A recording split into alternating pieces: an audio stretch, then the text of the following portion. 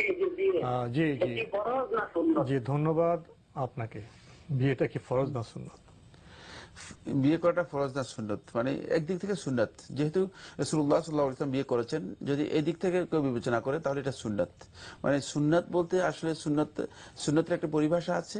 আরেকবার সুন্নত বলতে কমনলি রাসূলুল্লাহ সাল্লাল্লাহু আলাইহি ওয়াসাল্লামের যত কাজ আছে সবগুলো কাজকে সুন্নাহ বলা হয় থাকে, এবং সবগুলো কাজই সুন্নাতের মধ্যে অন্তর্ভুক্ত। এই জন্যই হাদিসের মধ্যে, সহিহ বুখারী হাদিসের মধ্যে এসেছে, রাসূলুল্লাহ সাল্লাল্লাহু আলাইহি ওয়াসাল্লাম ইরশাদ করেছেন, আর নিকাহু মিন সুন্নতি ফামান রাগিবা আন সুন্নতি ফালাইসা মিন্নি। বিয়ে আমার সুন্নাতের অন্তর্ভুক্ত। মানে এটা সুন্নাত বলতে রীতিকে বোঝানো হয়েছে। রাসূলুল্লাহ সাল্লাল্লাহু আলাইহি ওয়াসাল্লাম যে রীতি বা যে নিয়মের মানে অনুসরণ করেছেন, ওনার জীবন সেই পদ্ধতি। জীবন পদ্ধতি, সেই নিয়মের একটি হচ্ছে সুন্নাত। এই অর্থে সুন্নাত ঠিক আছে, কিন্তু বিয়ের ইসলামী শরীয়তের মধ্যে এর আহকাম রয়েছে, এর বিধান রয়েছে, এর রুলসগুলো হচ্ছে মানে কারোর জন্য ফরজ, আবার কারোর জন্য সেটা মুস্তাহাব, আবার কারোর জন্য সেটা মাকরুহ নিষিদ্ধ, অপছন্দনীয়, আবার কারোর জন্য হারাম।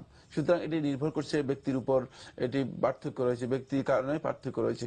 যদি এমন ব্যক্তি হয়ে থাকে, মানে যে ব্যক্তি তার শারীরিক চাহিদা রয়েছে এবং সক্ষমতা রয়েছে এবং অর্থনৈতিক সামর্থ্য রয়েছে, সচ্ছলতা রয়েছে, মানে তার স্ত্রী ভরণ পোষণের যে দায়িত্ব রয়েছে, সে দায়িত্ব মানে আদায় করার মতো তার সচ্ছলতা রয়েছে, যদি এমন ব্যক্তি হয় এবং নিজে বিয়ে না করলে